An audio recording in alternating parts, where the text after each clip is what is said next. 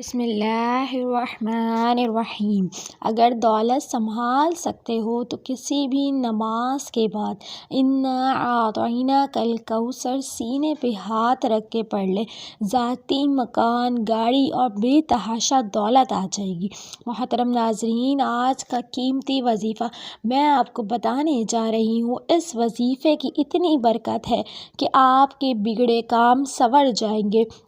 آپ کا دولت کا مسئلہ ہے، لڑائی جھگڑے کا مسئلہ ہے، گھر میں تنگ دستی محتاجی ہے، گھر میں بہت زیادہ لڑائی ہوتی ہے، اگر کوئی بھی بات نہیں مانتا، یا کاروبار میں برکت نہیں ہے، یا نفع نہیں ہوتا، یا کاروبار نہیں چل رہا، بس یہ ایک وظیفہ کرنے سے جو معجزات ہوں گے آپ دیکھتے رہ جائیں گے۔ اور کافی لوگ ایسے ہیں جو وظیفہ کر کر کے تھک گئے ہیں لیکن ان کو کامیابیاں نہیں ملتی، ان کے راستے میں اسی طرح رکاوٹیں ہیں، اسی طرح کی بندشیں ہیں، تو ان کے لیے بھی یہ عمل ہے، وہ اس وظیفے کو کر لیں۔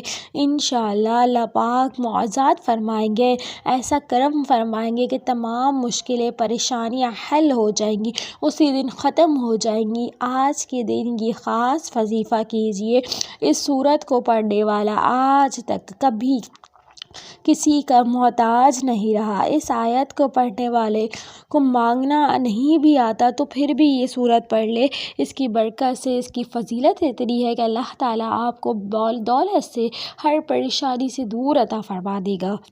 نبی کریم صلی اللہ تعالیٰ علیہ وآلہ وسلم نے فرمایا، اے عبداللہ بن قیس، اے عبداللہ بن قیس، کیا میں تمہیں جنت کے خزانوں میں سے ایک خزانے کے متعلق نہ بتا دوں؟ میں نے عرض کیا، یا رسول اللہ صلی اللہ علیہ وسلم کیوں نہیں، ضرور بتائیں۔ تو آپ صلی اللہ علیہ وسلم نے فرمایا، کہو لا حول ولا قوت الا باللہ۔ دوبارہ دہرا رہی ہوں، کیا کہا تھا؟ لا حول ولا قوت الا باللہ۔ نہ گناہ سے بچنے کی ہمت ہے، نہ نیکی کرنے کی طاقت ہے، مگر اللہ کی توفیق صحیح ہے۔ بخاری اور مسلم میں اس کی روایت کو تو اتنا بیان کیا گیا ہے کہ کسی بھی وقت پڑھنا ہے۔ اگر آپ نے یہ صرف ایک سورت اور لا حول ولا قوت یہ پڑھنا ہے، کس وقت پڑھنا ہے اور اس وظیفے کو پڑھنے سے کیا فائدہ ملے گا، آج کی اس خاص ویڈیو میں آپ کو اس کے متعلق سب کچھ ضرور بتاؤں گی۔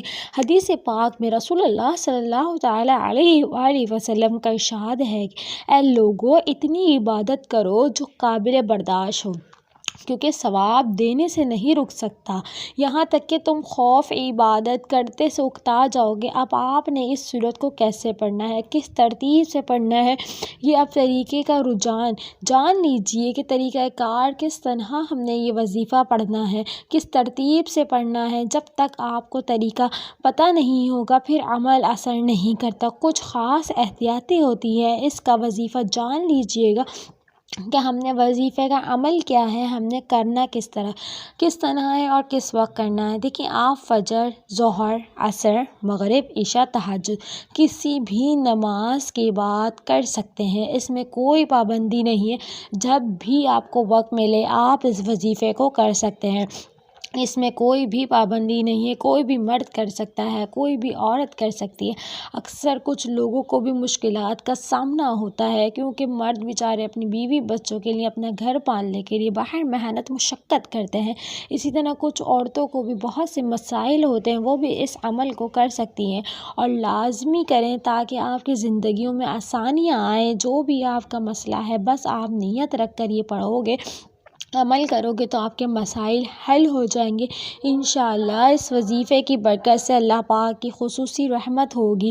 آپ نے یہ وظیفہ جو ہے بس اپنی سچی نیت کے ساتھ کرنا ہے، اور پاک اور صاف ہو کے کرنا ہے، پاک صاف جگہ پہ بیٹھ کے کرنا ہے۔ اگر آپ پہلے سے کوئی عمل کرتے ہیں، کوئی وظیفہ کرتے ہیں، کوئی تسبیح کرتے ہیں، تو اس کے فوراً بعد بھی اس عمل کو کیا جا سکتا ہے، اس میں کوئی پابندی نہیں ہے۔ وقت کے مد نظر رکھتے ہوئے آپ یہ وظیفہ کر سکتے ہیں۔ اعوذ باللہ من الشیطان الرجیم، بسم اللہ الرحمن الرحیم۔ یہ وظیفے کا حصہ ہے، آپ نے لازمی پڑھنا ہے۔ اس کے بعد آپ نے 11 مرتبہ درود شریف پڑھ لینا ہے۔ درود شریف جو ہے درود ابراہیمی پڑھنا ہے۔ میں دوبارہ دہرا دیتی ہوں، آپ نے سب سے پہلے پاک صاف ہو کر آپ نے جائے نماز پہ بیٹھنا ہے۔ کسی بھی نماز کے بعد آپ یہ وظیفہ کر سکتے ہیں۔ سب سے پہلے آپ نے اعوذ باللہ من الشیطان الرجیم بسم اللہ الرحمن الرحیم آپ نے یہ پڑھ لینا ہے۔ اس کے بعد آپ نے 11 مرتبہ جو ہے درود ابراہیمی پڑھنا ہے۔ درود ابراہیمی وہ درود شریف ہے جو ہم نماز میں پڑھتے ہیں، بہت ہی فائدہ مند درود شریف ہے۔ یہ درود آپ نے 11 بار پڑھنا ہے آپ صلی اللہ تعالیٰ علیہ وسلم کی ذات پر۔